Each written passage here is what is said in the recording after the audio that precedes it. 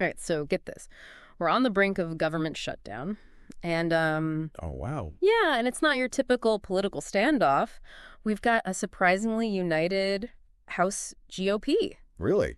Yeah, it's kind of shocking. Elon Musk going full efficiency guru with his Department of Government Efficiency. Oh, right. DOGE. Yeah, DOGE, exactly. And President Trump, adding fuel to the fire every chance he gets. I mean, it's remarkable how quickly this is all unfolded. Right. It feels like just yesterday the House GOP couldn't agree on, what day it was. Yeah. And now they're marching in lockstep towards shrinking the government. I know, it's like someone flipped a switch, but here's the thing. It's not just about passing any old funding bill. This one's got some serious cuts attached. Oh, yeah. And some folks are pointing fingers at Musk and his DOGE operation as the driving force. Yeah, I think there's definitely a DOGE factor at play. Right. Think about it. Musk comes in, starts slashing jobs left and right. Uh-huh. Thousands of federal workers already gone. Right. And suddenly, those deep cuts that seemed impossible before are becoming reality. Yeah. You even have House Republicans like Congressman McClintock openly saying, in DOGE we trust. It's like a new motto. Right. It's a pretty stark shift from the usual government waste rhetoric. Yeah, so for you listening, here's the lowdown. The House just passed a bill that would keep the government funded through September. Sounds good so far, right? So far, so good. But here's the catch. It increases defense spending by $6 billion while slashing a whopping $13 billion from non-defense programs. Well, wow.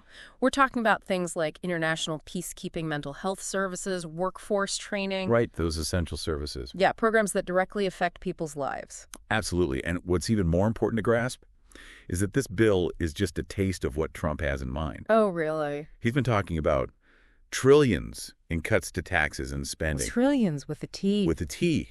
That's right. Yeah. With programs like Medicaid and food stamps potentially on the chopping block. Yeah, this current bill could be setting a dangerous precedent for even deeper cuts down the line. So, okay, we've got the House on board, but now this bill heads over to the Senate. Right. And that's where things get really interesting. Senate Democrats are facing an incredibly tough choice. I bet. Do they hold their nose and vote for a bill they hate just to keep the lights on? Or do they stand their ground and risk getting blamed for a government shutdown? Right. Even if it means pushing back against what they see as Trump and Musk's dismantling of the government. Yeah, it's a classic damned if you do, damned if you don't scenario. Totally. And adding to the pressure is the fact that Senator Schumer, the minority leader, is playing his cards close to his chest. Oh, really? He hasn't revealed which way he's leaning. So everyone's just left guessing. Everyone's guessing. Yeah, from what I'm seeing, it seems like the Senate Democrats are split right down the middle on this. Yeah, that's right. You've got some like Senator Fetterman who are genuinely worried about the consequences of a shutdown. Yeah. They're thinking about the federal workers who would be furloughed, Right. the essential services that would be disrupted, and the political fallout that could hurt them in the next election. Oh, for sure. Fetterman even warned about burning the village down to save it, Oh, wow. suggesting he's leaning towards keeping the government open even if it means swallowing this bill. But then you've got folks like Senator Payne who are sounding the alarm about the precedent this would set. Yeah. Their argument is that if Democrats cave now, it'll basically give Trump and Musk a blank check to keep shrinking the government however they see fit, especially through DOGE, which seems to be operating with very little oversight. Right, and that raises a crucial question. Could a shutdown actually play into Musk's hands? Think about it. He's already moving at lightning speed, firing thousands of workers. Yeah, he's not wasting any time. What's to stop him from using a shutdown as an opportunity to push even more people out the door? That's a fear that some Democrats are voicing, and it's not entirely unfounded. Yeah, it's interesting, because you also have groups like Indivisible. They're a progressive grassroots organization that gained prominence during the Trump administration, Right. urging Democrats to fight back. Interesting. They argue that this is their last chance to hold the line, even if it means a shutdown. Wow. But on the flip side, you have Republicans like Senator Johnson, Right. who are already laying the blame for a potential shutdown squarely at the feet of the Democrats. Oh, yeah. It's a classic political tactic, Right. framing the narrative before the event even happens. They're getting out ahead of it, and all of this is happening with a ticking clock. Oh, yeah. Government funding runs out at midnight on Friday, so the pressure is on, and everyone's watching to see how this will play out. Now, to truly grasp how much of a wild card Musk and DOGE are in this whole situation, Right. we need to dig a little deeper into just how quickly and dramatically they're making these cuts. Yeah, I was reading some reports that Musk is basically operating at warp speed. He's already axed thousands of federal workers across a bunch of different agencies.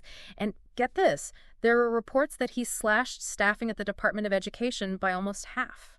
What? Yeah, and all this while, the House was voting on this very funding bill. Oh, wow. It's almost as if he's trying to force Congress's hand. Yeah, and that gets to the heart of what's worrying.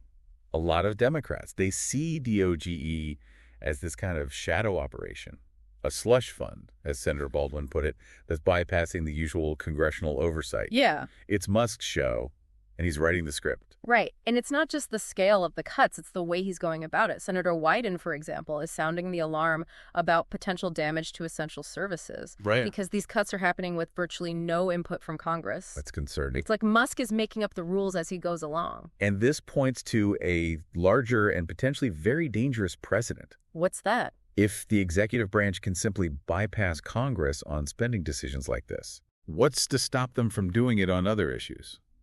That's a chilling thought for anyone who cares about checks and balances. And this whole situation is playing out in a really fascinating way in Wisconsin, with their two senators, Tammy Baldwin and Ron Johnson, basically representing the two sides of this debate in microcosm. It's a perfect illustration of the larger political divide, isn't it? Yeah. You have Senator Baldwin, a Democrat who's been very vocal in her opposition to this House bill. Right. Remember, she's the one who called DOGE a slush fund for Trump. Right. And she's been pushing for a shorter-term bipartisan funding solution. But with the House already out for the week, that seems pretty unlikely at this point. Yeah, and then you've got Senator Johnson, a Republican who's just as firmly in the other camp.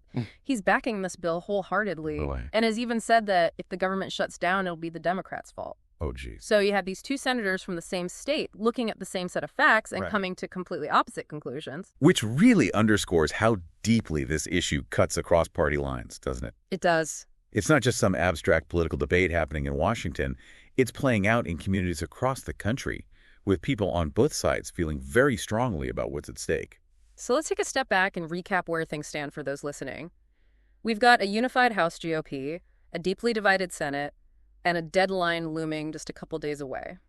Yeah, and I think it's crucial to understand that this fight isn't just about a few $1 billion here or there. Right. This is about something much bigger. We're talking about a fundamental shift in how the Republican Party views the role of government, and they're willing to use some pretty aggressive tactics to get what they want. And it seems like they have a powerful ally in Elon Musk, who is almost relishing this role as the ultimate government downsizer. Musk's involvement really throws a wrench into the works.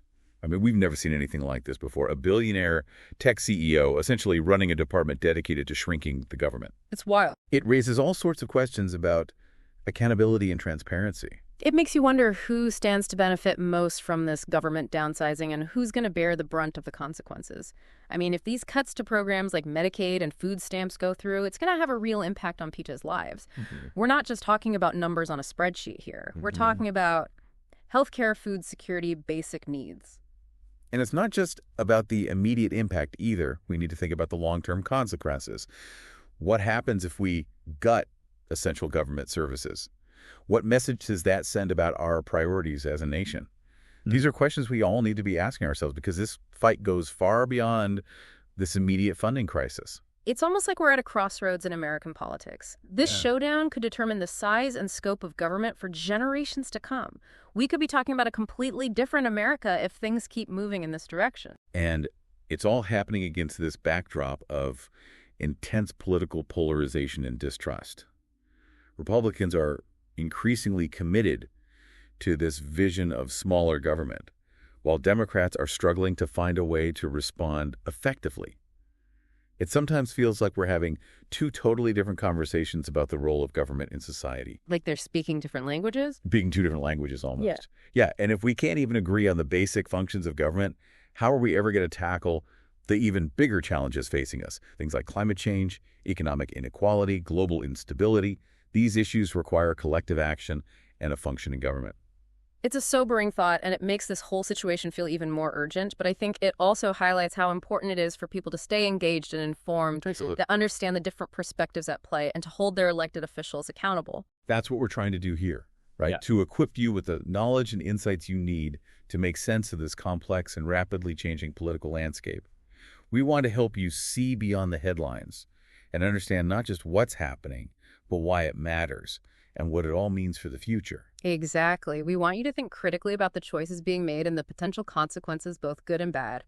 We want you to ask those tough questions, the so what questions, and come to your own conclusions. And this whole DOGE situation raises so many questions about accountability. Like, if Musk is basically operating outside the normal channels of congressional oversight, how do we even make sure these decisions are being made responsibly and not just, for the sake of cutting who's holding him accountable? It's a huge concern, especially for those who, worry about the concentration of power in the hands of unelected individuals. Yeah. You could argue that this sets a dangerous precedent where one person with a particular ideology and a lot of money can essentially reshape the government with very little public input. It really challenges our traditional notions of democratic governance. Yeah, it does feel like a pivotal moment. This fight over government funding could have ripple effects for decades to come. I mean, Yeah. It's not just about this one bill. It's about what kind of country we want to be. Do we believe in a robust public sector that provides essential services and a safety net for those in need? Or are we headed towards a much smaller, more limited government where everyone's basically left to fend for themselves? I mean, those are the fundamental questions at the heart of this debate. And it's not just a philosophical discussion. It has real-world consequences for every single American. And the answers aren't easy or straightforward. There are valid arguments on both sides about the appropriate role of government, the efficiency of government programs, and the best way to allocate taxpayer dollars. And it's all made even more complicated by the fact that we're living in such a politically polarized environment. It's hard to have a reasoned conversation about these issues when everyone's so entrenched in their own ideological camps. It seems like we're constantly talking past each other, and that makes finding common ground almost impossible. You're absolutely right. That lack of civil discourse and willingness to compromise is one of the biggest challenges facing us today. And it's not just a political problem. It's a societal problem. If we can't learn to listen to each other, respect different viewpoints, and engage in good faith debate, it's hard to see how we can solve any of the complex issues we're facing. So as we wrap up this deep dive into the government funding showdown, I want to leave you with this thought. What does this fight tell us about the future of American democracy? Is this just a temporary power struggle, or are we witnessing a more profound shift in how our country is governed? A shift where figures like Elon Musk, with their wealth and influence, can exert more power than ever before? Something to consider as we watch this drama play out. Because the choices that are made in the coming days won't just impact the government, they'll impact all of us. They'll shape our communities, our economy, and the future of our nation. So stay informed, stay engaged, and let your voice be heard.